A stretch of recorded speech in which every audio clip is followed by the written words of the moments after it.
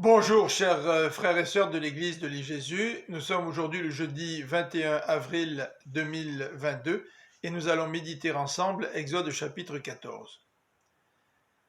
Le passage débute par les mots suivants. L'Éternel donne ses instructions à Moïse. Il ajoute même au verset 2 qu'il va rendre obstiné le cœur du Pharaon afin de manifester sa puissance aux dépens de son armée et que les Égyptiens puissent savoir qu'il est vraiment l'Éternel.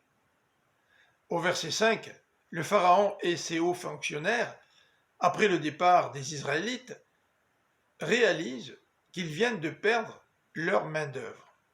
Le Pharaon décide alors de rassembler ses chars et ses chevaux pour les poursuivre.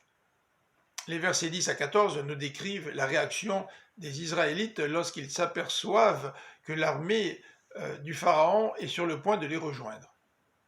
Ils sont frappés de frayeur et s'adressent à Moïse en disant « Pourquoi nous as-tu fait sortir de l'Égypte?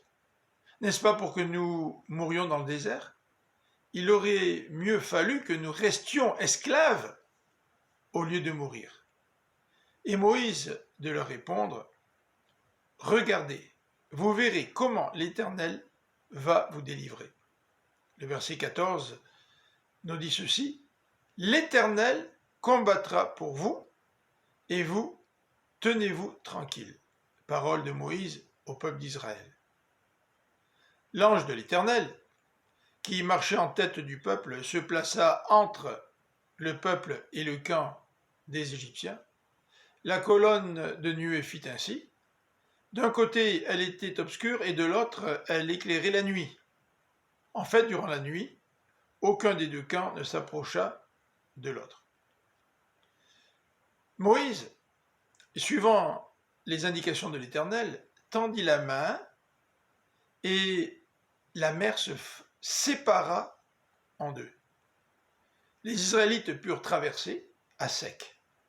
En voyant cela, les Égyptiens décidèrent de les poursuivre.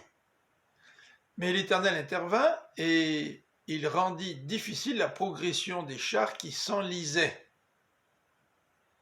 Les Égyptiens s'écrièrent alors, « L'Éternel combat en faveur des Israélites contre l'Égypte. » Moïse étendit de nouveau la main sur la mer et celle-ci se referma sur l'armée des Égyptiens qui fut engloutie.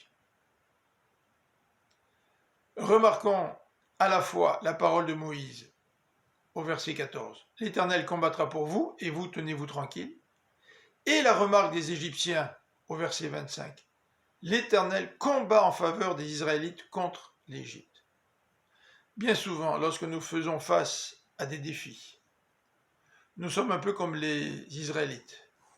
Nous sommes saisis par la peur, la crainte. Nous faisons même des reproches à Dieu, au lieu de rester tranquille.